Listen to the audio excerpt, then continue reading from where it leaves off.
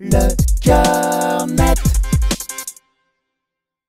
Salut, je vous propose un résumé des bonnes habitudes à adopter concernant une alimentation crue chez le jeune enfant. Alors tout d'abord, les fruits et les légumes crus. Ils sont à proposer facilement aux enfants. Qu'ils soient bio ou non, il est par contre recommandé de les peler ou de les laver à grande eau car les pesticides sont présents sur la peau et peuvent être toxiques. En règle générale, on conseille de ranger les fruits et légumes dans un sachet à part pour les isoler des autres aliments car ils peuvent les contaminer, surtout s'ils ont poussé en terre.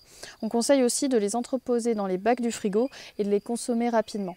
Pour les fruits sauvages, il faut savoir que dans le nord-est de la France et dans le Massif central, il y a un risque d'échinococose. C'est une maladie parasitaire liée aux crottes de renard. Il faut donc éviter de cueillir les fruits à faible hauteur. La cuisson systématique est franchement recommandée et elle permet de supprimer ce risque. A l'inverse, la congélation n'élimine pas le risque de contamination. Deuxièmement, la viande crue. Ce qui est vivement conseillé, c'est de ne pas en donner aux enfants de moins de 5 ans. Alors on n'en parle pas assez, mais c'est vraiment important de le signaler car les jeunes enfants sont beaucoup plus sensibles à l'Escherichia coli, qui est une bactérie présente dans la viande crue. Cette bactérie peut entraîner un syndrome rare mais grave qu'on appelle le SHU et qui peut provoquer une insuffisance rénale sévère.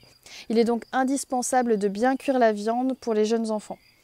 Tertio, le poisson cru. Comme tout aliment, il peut contenir des parasites. Ici, ce sont les anisakis qui peuvent donner chez l'adulte ou chez l'enfant une anisakidose, responsable de douleurs digestives ou de réactions allergiques. La bonne nouvelle, c'est que ce risque est faible et il disparaît lorsque le poisson a été d'abord congelé. Du coup, on peut proposer des sushis aux enfants à partir de 2 ans minimum, quand les défenses immunitaires sont meilleures. Il faut juste savoir que c'est un peu dur à digérer à cet âge-là. L'idéal, c'est de préparer les sushis soi-même, mais si vous en achetez, renseignez-vous juste sur la fraîcheur du poisson. Enfin, un mot sur les fromages et les produits laitiers au lait cru. On conseille de ne pas en proposer aux moins de 5 ans. Il faut faire bouillir le lait.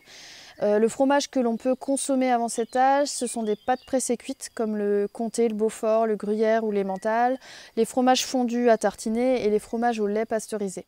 Il peut y avoir en effet une contamination du lait par des bactéries pathogènes comme la listeria ou la salmonelle qui sont naturellement présentes chez les animaux. En général, ces contaminations ont un faible impact chez l'adulte en bonne santé, mais elles peuvent être par contre graves chez les enfants ou chez les personnes fragiles en provoquant des septicémies. Petit aparté concernant les aliments crus et le coronavirus, pour le moment, ce qu'on sait, c'est qu'il y a un risque théorique de contamination par un aliment souillé, consommé cru ou insuffisamment cuit. On sait que la cuisson à feu moyen, dès 4 minutes, détruit le virus, mais que la réfrigération ou la congélation n'est pas un moyen de décontamination. Il faut savoir que le risque lié à l'alimentation est infiniment plus faible que celui d'être contaminé par un contact avec une personne infectée. Ce sont les mesures barrières qui constituent le meilleur moyen de se protéger. Voilà, les conseils que je vous donne sont évidemment valables pour les personnes fragiles ou à risque. À bientôt, salut!